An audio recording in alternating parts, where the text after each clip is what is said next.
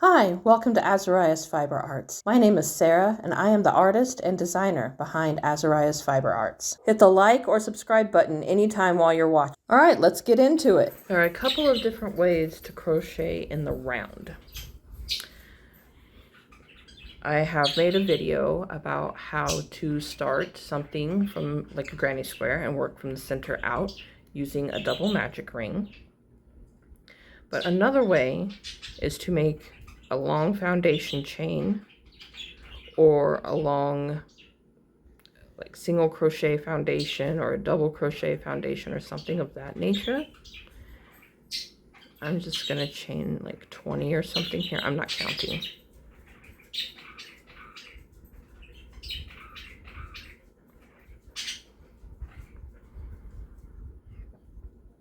All right.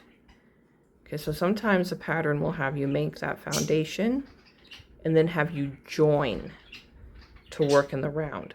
So when you do that, you want to make sure you don't twist it. If you twist it, it's going to be difficult and you're going to have to rip back and start again. Now when I'm joining a chain, I like to join into both loops over here. And just join with a slip stitch unless the pattern says otherwise. All right, now there are a couple of options. Some patterns will have you work into the ring, which means I'm going to chain 2. We're going to do some double crochets, which means they want you to work into the ring. So you treat this ring as if it's one big stitch that you're going to work into a whole bunch of times. Okay, so that's one option. Another option is that they will want you to work into each of, and this is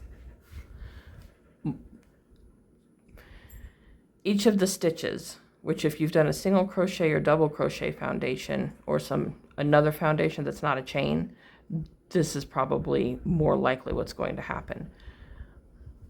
And that is to work in each stitch around. I'm just working double crochets.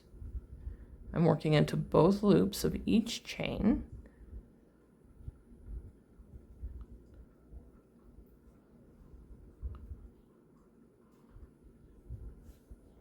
If along the way, probably not till the end of your round, will you figure out that you have a twist in your chain, that's when you're going to have to undo it and try again. Otherwise, you're going to have your double crochets going in 2 different directions.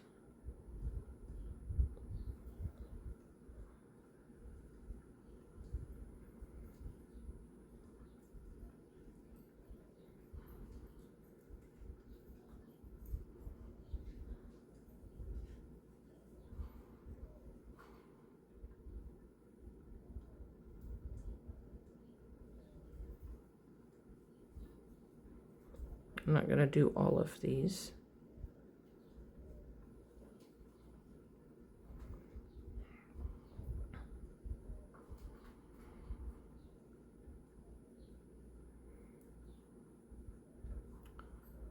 I'll do one more.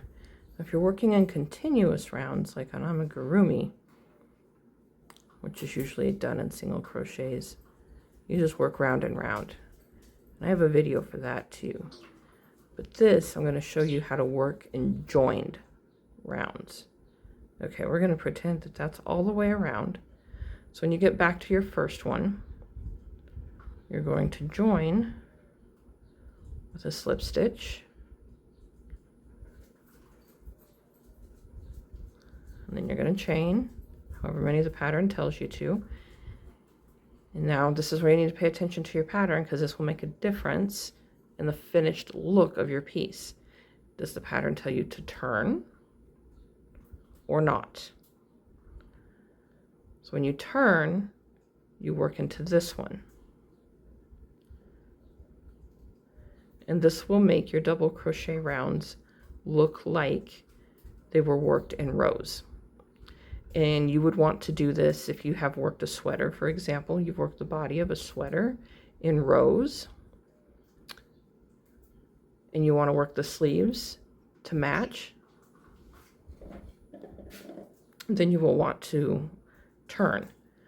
Or if you're working a sweater and it's going to divide and have different shaping, which the majority of the time that's going to be the case, but you work the sweater, the body of the sweater in the round, but then you need to do the shaping for the front and the back and things of that nature, you're going to want to turn and work those rounds as turned rounds.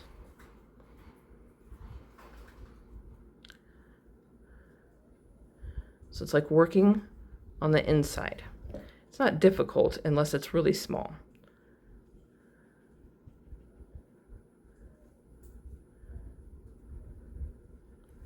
All right, so when you get down here is where things can get a little tricky. And I usually count how many I started with, like on the first round, so that I can make sure that I'm getting all of them on the next round and I didn't miss anybody. Because sometimes that turning chain can trick you and make you think you've done a stitch that you've not done.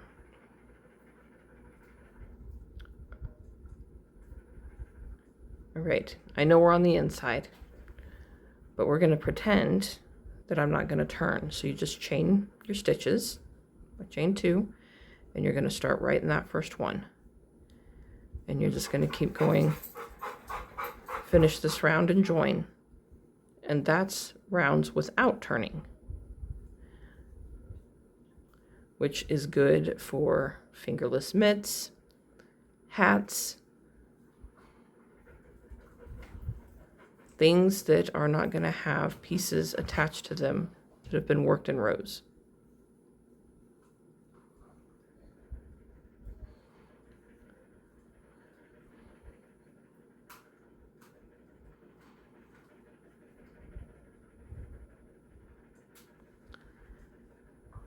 Chose the wrong hook for this yarn today.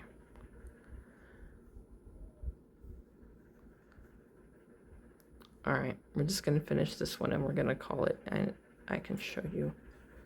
Okay, so this is our first round right here. This is, then we turned, so you can see this is a right side and this is a wrong side. But this one's also a wrong side because we didn't turn again. We continue to work on the inside. That is how you work in the round. If this tutorial was helpful for you, please hit the like button. Be sure and subscribe so you don't miss anything.